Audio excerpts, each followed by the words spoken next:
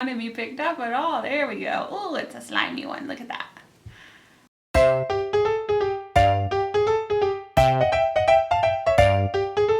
Here we are, and we're ready to make our worm farm. As a reminder, all living things need food, they need water, and they need a place to live, and they need air. We're going to provide all of that for our worm. So here we have our bowl of dirt with the worm in it. Can you see her? There she is wiggling around. Ooh, she's slimy. Eesh. Oh, it doesn't want to be picked up at all. There we go. Oh, it's a slimy one. Look at that. That's a big old worm. We're going to give her a nice little home. So we're just going to put our dirt in our jar and then put her in there and make sure we keep it wet and give her food. Here is our worm food. It's leaves, oatmeal, and coffee grounds. And I'm just gonna mix that up and sprinkle a little bit on the top after we've done our jar.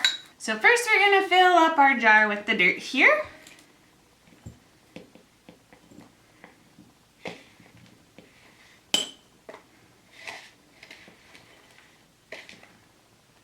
Then we're gonna plop our little worm in there. There you go, worm.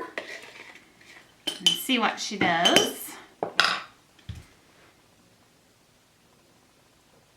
She's playing dead right now, but she'll go down in a minute. And I'm gonna put a little bit of water in here for her. And then sprinkle the worm food on top.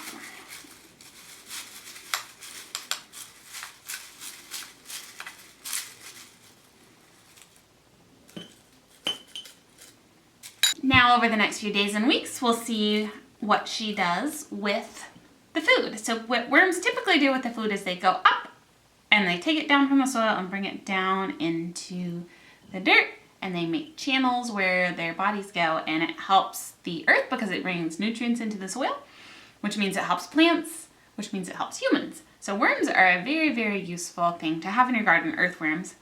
And we will just take a few weeks to see how she does in her little home and make sure she has plenty of food and water. And we'll just fill out our worksheet with the results of what our little worm girl here is doing.